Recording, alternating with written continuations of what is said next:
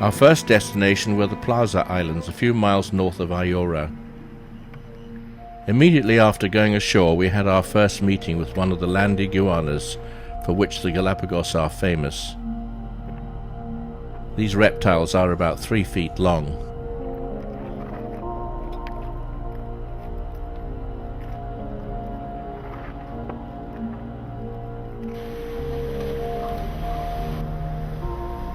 The tops of these cliffs are a clubhouse for bachelor sea lions. It is hard to believe that these large animals, apparently so ungainly on land, climb these cliffs and seek out their favorite resting sites.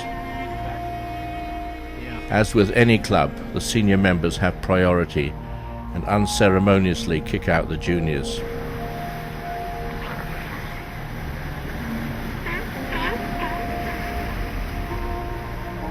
Mothers suckle their young with rich milk and nurture them for the first 3 years of life.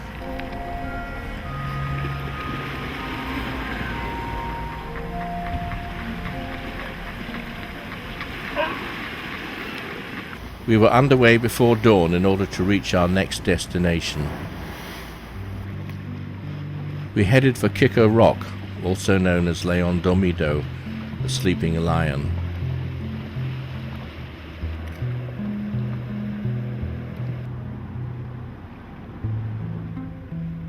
This remnant of an ancient volcano rises 500 feet sheer from the water.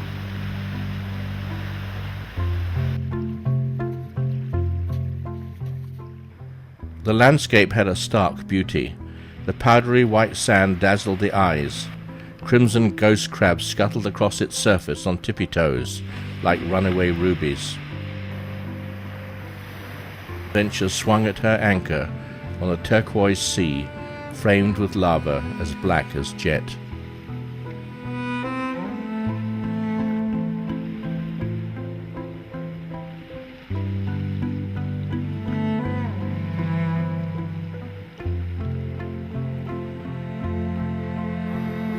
We moved on to Gardiner Bay on Espanola, which is one of the oldest islands in the chain.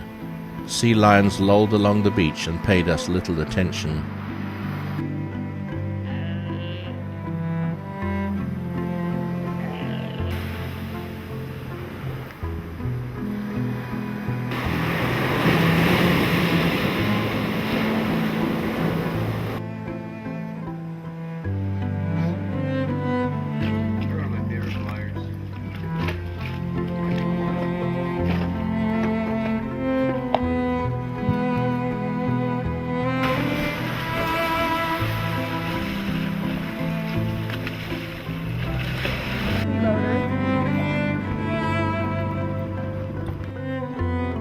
On Floriana, also known as Santa Maria, we met the gorgeous pink flamingos whose distant ancestors are believed to have originated from the Caribbean, although by what means they arrived here is still a mystery.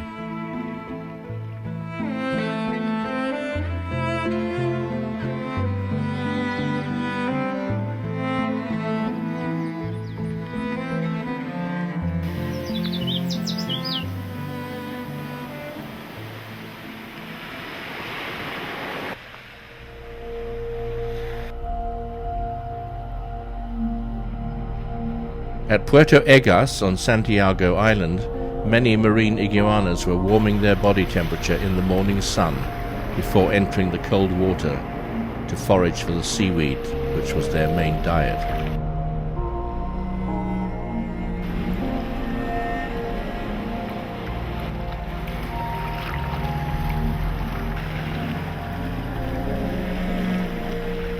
Adding a splash of color to the black rocks and iguanas were numerous Sally Lightfoot crabs, so named for their ability to skip across the rocks, ahead of, or even in, the swirling waters.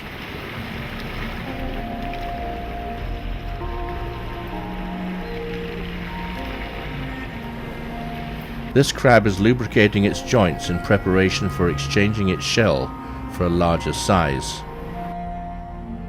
We anchored in Cerro Brillo and went ashore to walk across the jet-black lava dating from an eruption in 1897. The lava is of a type known as pahoehoe, which is a Hawaiian term to describe the form shown here.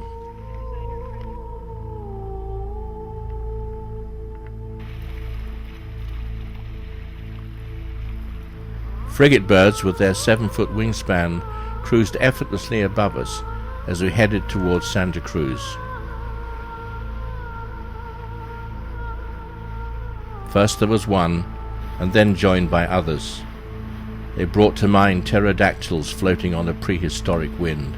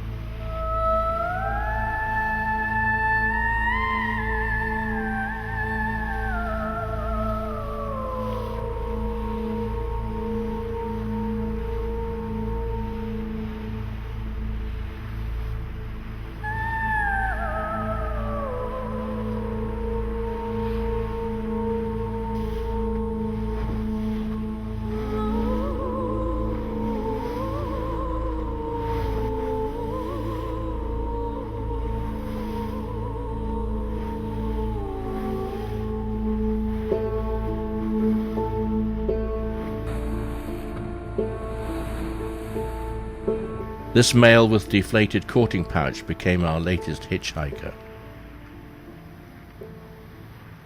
Seymour Island at the northern tip of Santa Cruz gave us the opportunity to observe the courting rituals of the blue-footed boobies. The males woo the females by sky pointing, accompanied by a whistle.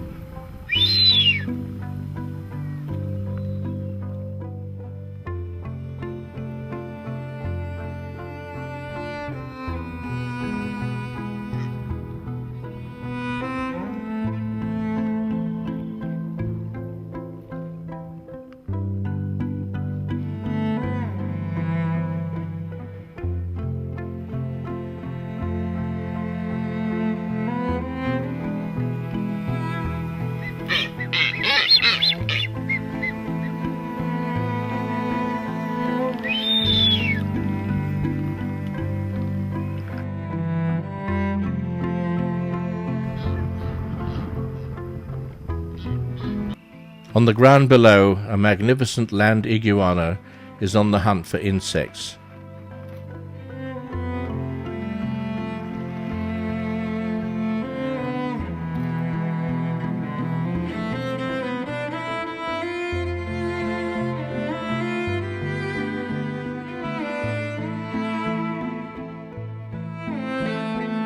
These reptiles are 3 feet long and can go without water for as long as 1 year.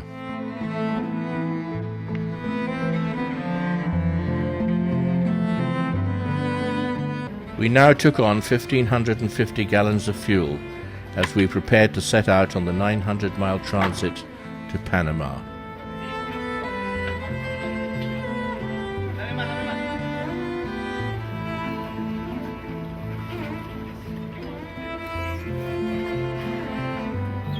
We had an escort of boobies as the last of the Galapagos Islands dropped astern.